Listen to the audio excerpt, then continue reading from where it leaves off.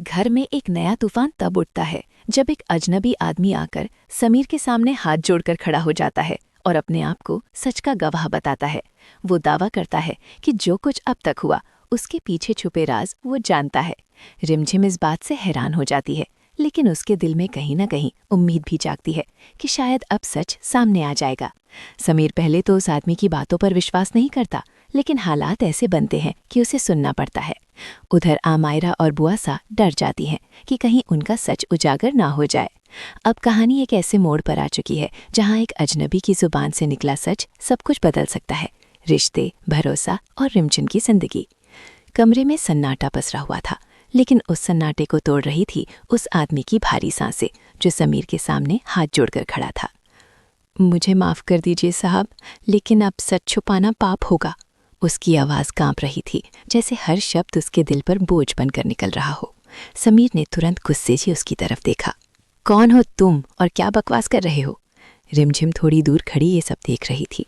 उसकी आंखों में डर भी था और उम्मीद भी। उसने धीरे से कहा, समीर, एक बार इनकी बात सुन लीजिए। लेकिन समीर ने तुरंत पलटकर कहा, मुझे किसी अजनबी की कहानी सुनने का कोई शौक नहीं है। तभी वो आदमी घुटनों पर बैठ गया। साहब, मैं वही आदमी हूँ जिसे पैसे देकर आपके घर में झूठ फैलाने के लिए भेजा गया था।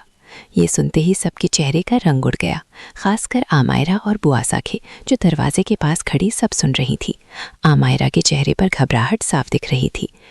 ये क्या बोल रहा है? उसने मन ही मन कहा। समीर की आंखें अब गुस्से से लाल हो चुकी थी। साफ साफ बोलो, किसने भेजा तुम्हें? उसकी आवाज़ और भी सख्त हो गई। आदमी ने कांपते हुए कहा, मुझे आमायरा मैडम ने भेजा था। ये सुनते ही जैसे पूरे कमरे में बिजली गिर गई। रिमझिम की आंखें चौड़ी हो गईं। उसने आमायरा की तरफ देखा, जो अब खुद को संभालने की कोशिश कर रही थी। ये झूठ है, ये आदमी झूठ बोल रहा है। आमायरा तुरंत चिल्लाई, लेकिन उसकी आवाज़ में पहले जैसी मजबूती नहीं थी। समीर धीरे धीरे आमायरा की तरफ बढ़ा।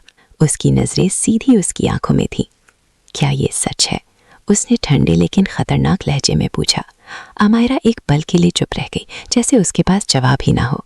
बुआसा ने बीच में आकर कहा, समीर बेटा, ये सब एक साजिश है, कोई हमें फंसाना चाहता है। लेकिन इस बार समीर की आंखों में शक साफ नजर आ रहा था। वो फिर उस आदमी की तरफ मुड़ा। और क्या क्या किया तुमने? आदमी ने सिर झुका लिया। साहब, मैंने वही किया जो मुझे कहा गया, घर में झूठी बातें फैलाना, रिमझिम जी के खिलाफ आपको भड़काना। रिमझिम की आंखों से आंसू निकल आए, लेकिन इस बार वो आंसू कमजोरी के नहीं थे, बल्कि उस दर्द के थे जो उसने इतने दिनों तक सहा था। उसने धीरे से कहा, मैंने कहा था ना समीर, सच एक दिन सामने आएगा। समीर अब बिल्कुल चुप था। उसके चेहरे पर गुस्सा भी था, पछतावा भी और उलझन भी, जैसे वो खुद से लड़ रहा हो। उधर आमायरा ने देखा कि अब हालात उसके हाथ से निकल रहे हैं। उसने तुरंत नई चाल चलने का फैसला किया। ठीक है, अगर ये आदमी सच बोल रहा है तो मैं भी सच बताती हूँ, उसने अचानक कहा। सबकी नजरें इसकी तरफ मुड़ गईं। आमायरा ने गहरी सांस ली। हाँ, मैंने इसे भेजा था, लेकिन सिर्फ इसलिए क्योंकि मैं समीर को बचाना चाहती थी। उसकी बात सुनकर सब हैरान रह गए। रिमझिम इस घर के लिए खतरा है और मैं ये साबित करना चाहती थी। रिमझिम ने ये सुनते ही गुस्से में कहा, बस बहुत हो गया आमायरा। उसकी आवाज़ अब पहले से कहीं ज़्यादा मजबूत थी। हर बार तुम झूठ बोलकर खुद को सही साबित नहीं कर सकती। कमरे का माहौल अब और भी भारी हो चुका था। एक तरफ सच सामने आ रहा था तो दूसरी तरफ झूठ उसे दबाने की कोशिश कर रहा था। समीर बीच में खड़ा था। एक तरफ उसका भरोसा टूट रहा था और दूसरी तरफ उसका दिल सच को पहचानने की कोशिश कर रहा था। रात और गहरी होती जा रही थी, लेकिन इस घर में उठे तूफान की शुरुआत अभी हुई थी, क्योंकि आमायरा इतनी आसानी से हार मानने वाली नहीं थी और रिमझिम अब पीछे हटने वाली नहीं थी। अब ये लड़ाई सिर्फ सच की नहीं, बल्कि रिश्तों की थी, और अगला कदम किसका भारी पड़ेगा ये तय करेगा कि कौन जीतेगा, प्यार या साजिश। नाम था रिमझिम शर्मा। उम्र 24 साल। चेहरा इतना मासूम और आंखें इतनी भोली कि कोई भी एक बार देखकर मुस्कुरा दे, लेकिन किस्मत ने उसे ससुराल नाम की नर्क में धकेल दिया। रिमझिम की शादी अमीर बिजनेसमैन समीर राठौर से हुई थी। शादी से पहले समीर बहुत प्यार करता था। फोन पर घंटों बातें, सरप्राइज गिफ्ट्स, रोमांटिक डिनर। लेकिन शादी के बाद जब रिमझिम राठौर हवेली में आई तो सब कुछ बदल गया। पहले हफ्ते से ही रिमझिम को समझ आ गया कि ये परिवार सामान्य नहीं है। सास सुधा उसे हर छोटी बात पर ताने मारती। तुम जैसी साधारण घर की लड़की हमारे खानदान की इज्जत नहीं बढ़ा सकती। देवर सिद्धार्थ उसे देखकर अजीब नजरों से ताकता और कभी कभी छेड़छाड़ भी करने की कोशिश करता। समीर अपनी माँ से इतना डरता था कि रिमझिम की कोई मदद नहीं करता था। एक रात रिमझिम हवेली के पुराने स्टोर रूम में कुछ ढूंढ रही थी, तभी उसे एक पुरानी लॉक वाली डायरी मिली। डायरी पिछली बहू रिया की थी, जो 4 साल पहले एक्सीडेंट में मर गई थी। डायरी पढ़ते पढ़ते रिमझिम के हाथ कांपने लगे। रिया ने लिखा था, ये परिवार बहुत खतरनाक है। सास सुधा ने मुझे जहर दिया था क्योंकि मैं उनके काले राज जान गई थी। समीर कुछ नहीं कर सका। अगर मैं मर गई तो ये डायरी किसी को दे देना। रिमझिम ने आगे पढ़ा तो ससुराल का काला राज सामने आ गया। राठौर परिवार पिछले 15 साल से एक बड़े घोटाले में शामिल था। उन्होंने कई पार्टनरों को धोखा देकर करोड़ों रुपए हड़प लिए थे। साथ ही वो अवैध ड्रग्स और हवाला का भी कारोबार चला रहे थे। पिछली बहू रिया जब ये सब जान गई तो सुधा ने उसे जहर देकर मार दिया और एक्सीडेंट का नाटक रचा। अब वही साजिश रिमझिम के साथ दोहराने की तैयारी थी। रिमझिम डर गई लेकिन टूटी नहीं। उसने डायरी छुपा ली और फैसला कर लिया, अब वो इस काले राज को उजागर करेगी और पूरे परिवार से बदला लेगी। अगले दिन से रिमझिम ने अपनी रणनीति बदल दी। बाहर से वो बहुत आज्ञाकारी, डरी हुई और मासूम बहू रोनी रही। अंदर से वो हर रोज सबूत इकट्ठा करने लगी।